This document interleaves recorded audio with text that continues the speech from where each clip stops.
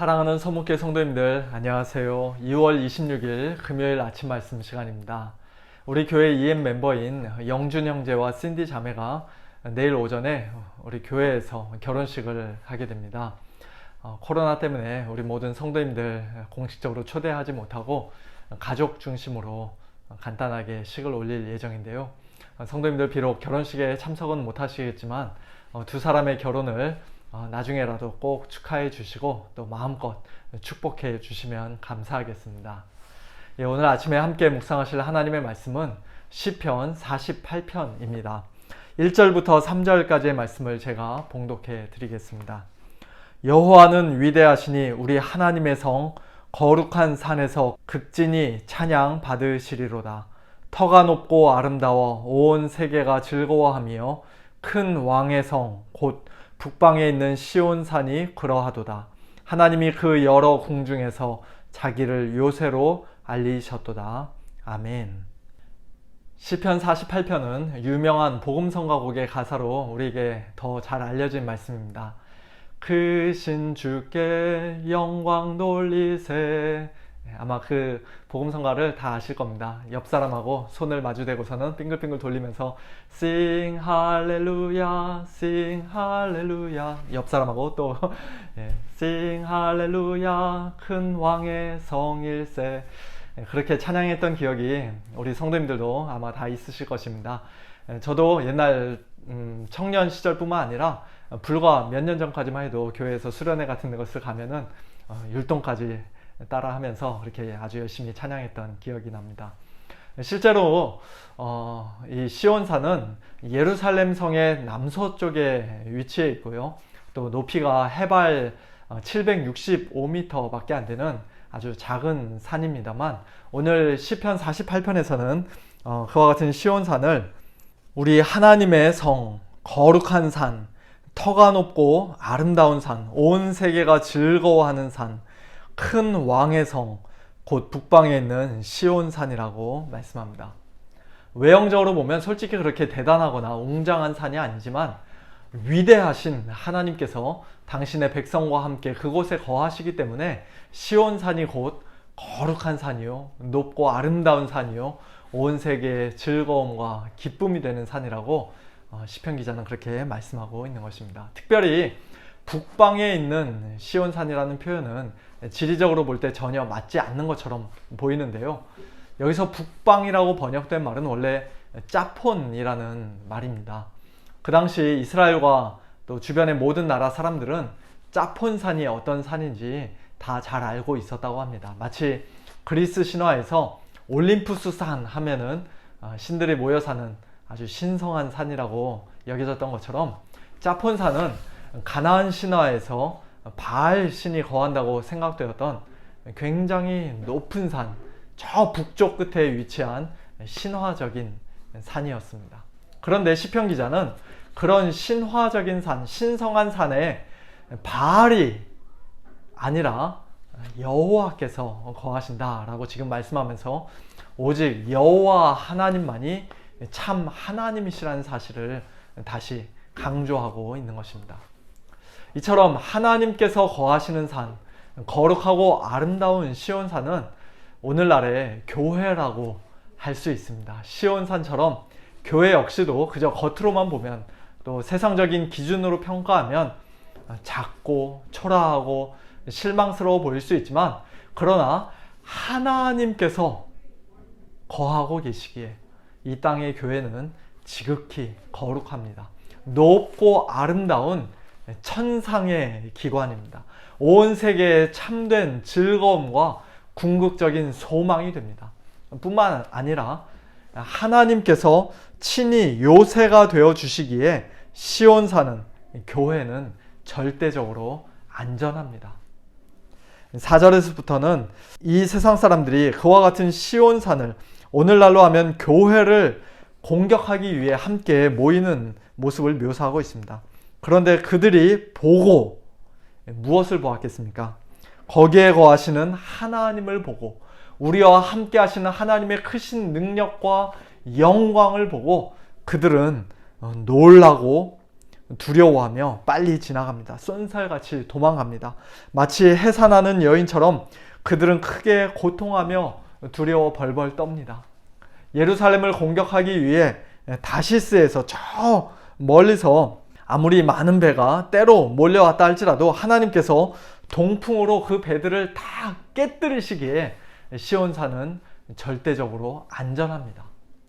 그와 같은 승리의 소식을 들으면서 당신의 백성들을 안전하게 지키시고 보호하시고 영원히 견고하게 하시는 하나님의 능력을 경험하면서 하나님의 백성인 우리 역시도 만군의 여호와의 성, 우리 하나님의 성에서 보았다라고 말씀합니다.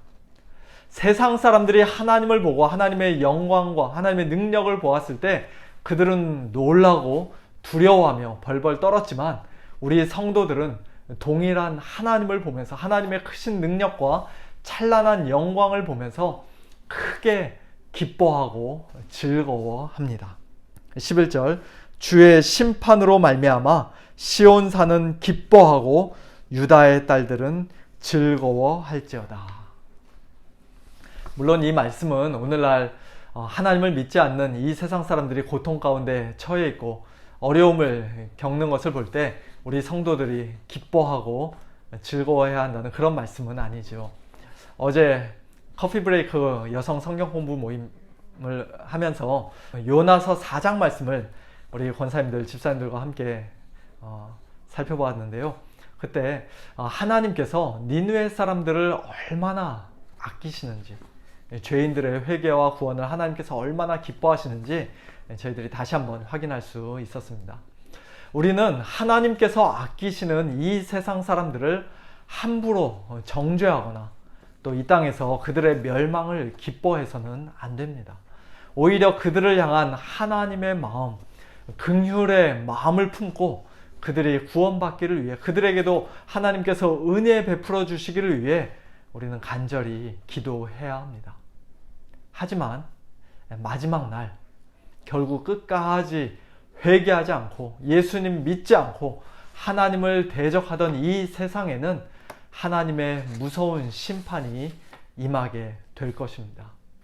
오랫동안 성도들을 미워하고 공격하고 핍박하던 모든 악의 세력을, 사탄 마귀와 악한 영들을 하나님께서 철저하게 심판하실 것입니다. 그리고 그날 우리는 주의 심판으로 말미암아 크게 기뻐하고 즐거워하게 될 것입니다.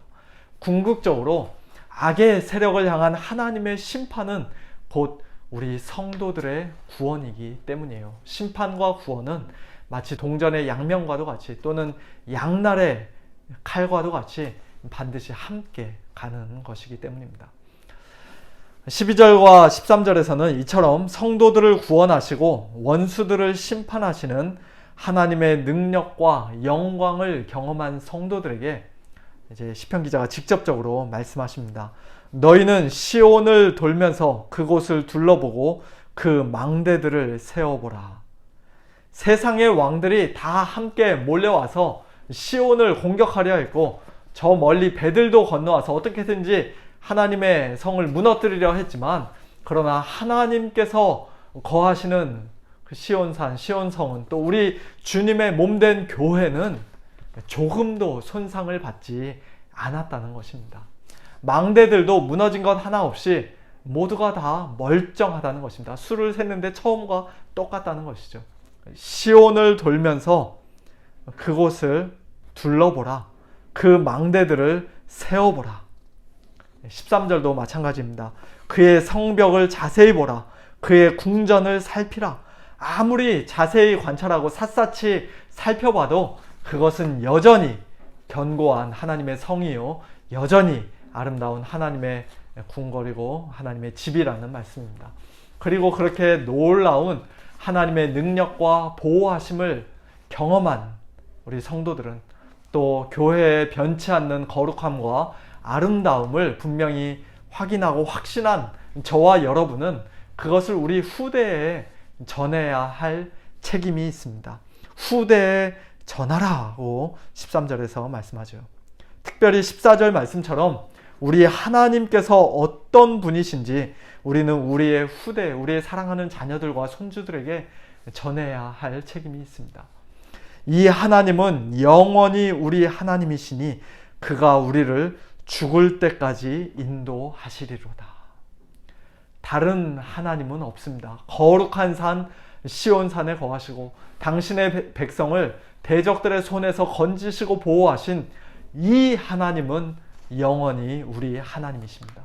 우리를 구원하시기 위해 독생자까지도 아끼지 않고 우리를 위해 십자가에 내어주시고 또한 우리와 영원히 함께 하시기 위해 우리에게 성령을 보내주신 이 하나님은 영원히 우리 하나님이십니다.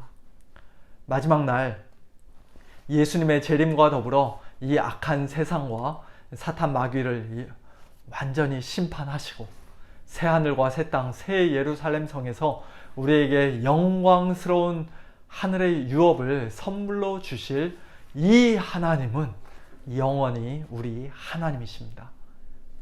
그가, 이 하나님이 우리를 죽을 때까지 인도하실 것입니다.